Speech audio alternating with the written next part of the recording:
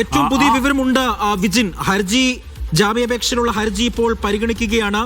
രാഹുലിന്റെ ജാമ്യാപേക്ഷയിൽ ഹർജി പരിഗണിക്കുന്നു എന്നുള്ള ഏറ്റവും നിർണായക വിവരങ്ങൾ ഈ ഘട്ടത്തിൽ വരുന്നുണ്ട്. കേസ് കെട്ടിച്ചമച്ചതെന്ന് രാഹുൽ പറയുന്നു. ഹൈക്കോടതി ആദ്യ കേസിൽ അറസ്റ്റ് തടഞ്ഞിട്ടുണ്ട് എന്നാണ് ഇപ്പോൾ രാഹുലിന്റെ അഭിഭാഷകൻ കോടതിയിൽ വാദിച്ചിരിക്കുന്നത് എന്നുള്ളതാണ് ഏറ്റവും ശ്രദ്ധേയമായ കാര്യം. അതുതന്നെയാണ് വിജിനും അല്പസമയം മുൻപ് പറഞ്ഞത്. ഹൈക്കോടതി ആദ്യ കേസിൽ അറസ്റ്റ് തടഞ്ഞിട്ടുണ്ട്, അതുകൊണ്ട് ഈ കേസിൽ ജാമ്യം നൽകണം, രണ്ടാമത്തെ കേസിൽ ജാമ്യം നൽകണമെന്നുള്ളൊരു വാദം തന്നെയായിരിക്കും ഉയർത്തുന്നത് എന്നുള്ളതാണ് ഏറ്റവും എടുത്തു പറയേണ്ടത്. വിജിൻ, പുതിയ വിവരങ്ങൾ കോടതിയിൽ നിന്ന് ഈ ഘട്ടത്തിൽ ലഭിക്കുന്നുണ്ട്. അപ്പോൾ നേരത്തെ വിജിൻ സൂചിപ്പിച്ചതുപോലെ തന്നെയാണ് രാഹുലിന്റെ അഭിഭാഷകൻ കോടതിയിൽ വാദിക്കുന്നത്. അതായത് ആദ്യ കേസിൽ അറസ്റ്റ് തടഞ്ഞിട്ടുണ്ട്, അറസ്റ്റ് തടയണമെന്നുള്ള ആവശ്യവും മറ്റൊന്ന് കേസ് കെട്ടിച്ചമച്ചതാണ് എന്നുള്ളൊരു വാദവുമാണ് അഭിഭാഷകൻ ഇപ്പോൾ അവിടെ വാദിക്കുന്നത്. വിജിൻ,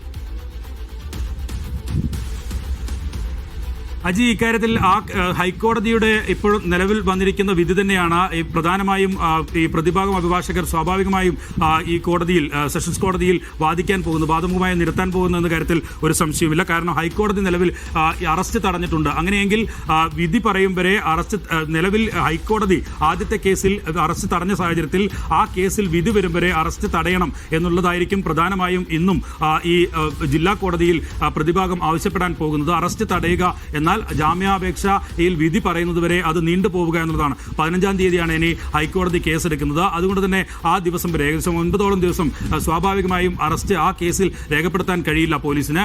അപ്പോൾ ഈ കേസിലും സമാനമായ രീതിയിൽ ഹൈക്കോടതിയുടെ വിധിയുടെ പശ്ചാത്തലത്തിൽ ജില്ലാ കോടതിയും അതേ തീരുമാനം എടുക്കണം എന്നുള്ള വാദം തന്നെയായിരിക്കും സ്വാഭാവികമായും പ്രതിഭാഗത്തിന്റെ ഭാഗത്തുനിന്നുണ്ടാവുക. പക്ഷേ പ്രോസിക്യൂഷൻ ഇതിൽ ആവശ്യപ്പെടാൻ പോകുന്നത് ഇക്കാര്യത്തിൽ പെൺകുട്ടി പരാതി പറയുകയും മൊഴി നൽകാൻ തയ്യാറായി രംഗത്ത് വരികയും ചെയ്തിട്ടുണ്ട്. അത് പോലീസിനെ ഔദ്യോഗികമായി തന്നെ അറിയിച്ചിട്ടുണ്ട്. അതിൽ ഇമെയിൽ സന്ദേശത്തിന്റെ പകർപ്പുൾപ്പെടെ ഒരുപക്ഷെ പ്രോസിക്യൂഷൻ ഇന്ന് കോടതിയിൽ ഹാജരാക്കിയേക്കാം.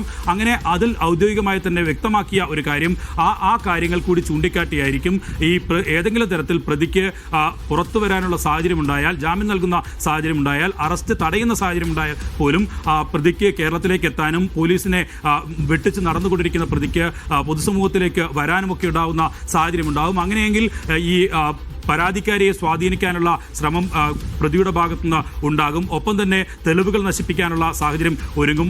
ഈ റിസോർട്ടിലേക്കൊക്കെ കൂട്ടിക്കൊണ്ടുപോയി റൂമിലേക്ക് എത്തിച്ചു എന്നുള്ളതാണ്. അങ്ങനെയെങ്കിൽ ഇത് ഒരു 2023 ഡിസംബറിൽ നടന്ന കേസാണ്. പെൺകുട്ടി പരാതിയിൽ പറയുന്നത് അങ്ങനെയാണ്. അതുകൊണ്ട് തന്നെ ആ കാര്യത്തിൽ കൂടുതൽ ശാസ്ത്രീയമായ തെളിവുകളൊക്കെ ശേഖരിക്കേണ്ടി വരും. 2 വർഷത്തിന് അപ്പുറമുള്ള കേസായതുകൊണ്ട് തന്നെ ഒരിക്കൽ കൂടി സിജോ കോടതിയിൽ നിന്നും വിവരങ്ങൾ നൽകുന്നുണ്ട്. അതിൽ പ്രധാനമായും പറയുന്നത് രാഹുലിന്റെ അഭിഭാഷകൻ വാദിക്കുന്ന വാദമുഖങ്ങൾ ഇങ്ങനെയാണ്. രാഷ്ട്രീയ പ്രാധാന്യമുള്ള കേസാണിതെന്ന് രാഹുൽ മാങ്കൂട്ടത്തിന്റെ അഭിഭാഷകൻ കോടതിയിൽ വാദിക്കുന്നു.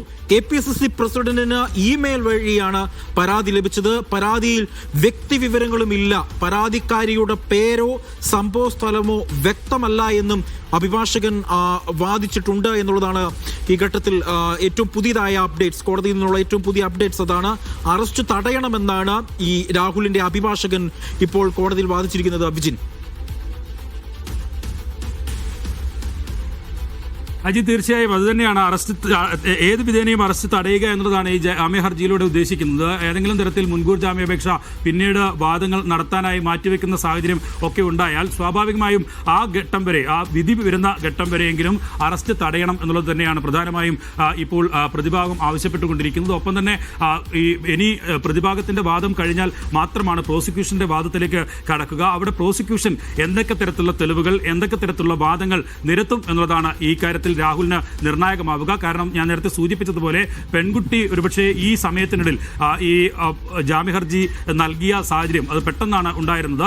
പെട്ടെന്നുള്ള നീക്കമായിരുന്നു രാഹുലിന്റെ ഭാഗത്തുനിന്നുണ്ടായിരുന്നത്. ആ ഘട്ടത്തിൽ പെൺകുട്ടിയെ ഒരുപക്ഷെ പ്രത്യേക അന്വേഷണ സംഘം ബന്ധപ്പെടുകയോ ഏതെങ്കിലും തരത്തിലുള്ള ഓഡിയോയോ മറ്റോ പോലീസ് സംഘം ശേഖരിക്കുകയോ ഒക്കെ ചെയ്താൽ അത് ഈ കോടതിയിൽ ഹാജരാക്കാനുള്ള സാധ്യത കൂടിയുണ്ട്. അങ്ങനെയുള്ള കുറച്ചുകൂടി സ്റ്റേബിളായ തെളിവുകൾ കൂടി പോലീസ് കണ്ടെത്തിയിട്ടുണ്ടെങ്കിൽ അതുകൂടി ഹാജരാക്കിയാൽ ഒരുപക്ഷെ ഈ പറയുന്ന വാദങ്ങൾ ഇനി നിലനിൽക്കില്ല. കാരണം പേരോ നാളോ വിലാസമോ ഒന്നുമില്ലാത്ത ആളാണെന്നൊക്കെ വാദിക്കാമെങ്കിലും പക്ഷേ പോലീസിന്റെ പക്കൽ ആരാണ് പ്രതി എന്ന കാര്യത്തിൽ ഉറപ്പുണ്ട്, പരാതിക്കാരി എന്ന കാര്യത്തിൽ ഉറപ്പുണ്ട്. ആ പരാതിക്കാരി മൊഴി നൽകാൻ തയ്യാറാണ് എന്ന് ഈ പ്രത്യേക അന്വേഷണ സംഘത്തെ തന്നെ അറിയിച്ചിട്ടുണ്ട്. ആ വിവരങ്ങളാണ് ഈ കോടതിയിൽ ഏറ്റവും നിർണായകമാകാൻ പോകുന്നത്. ഇനി ഏതെങ്കിലും തരത്തിൽ പെൺകുട്ടിയിൽ നിന്ന് ഏതെങ്കിലും നേരിട്ട് മൊഴി രേഖപ്പെടുത്തുന്നതിന് പകരം താൻ പരാതി നൽകാൻ തയ്യാറാണ്, മൊഴി നൽകാൻ തയ്യാറാണ് എന്ന കാര്യം പോലീസിന് ഒരു ഓഡിയോ സന്ദേശമായോ അല്ലെങ്കിൽ ഫോൺ വിളി റെക്കോർഡ് ചെയ്ത ഭാഗങ്ങളായോ ഒക്കെ ലഭിക്കാനും അത് കോടതിയിൽ ഹാജരാക്കാനും അങ്ങനെ ഒരു തെളിവുകൾ ഉണ്ട് എന്ന് കോടതിയിൽ ബോധിപ്പിക്കാനും ഒക്കെ കഴിഞ്ഞാൽ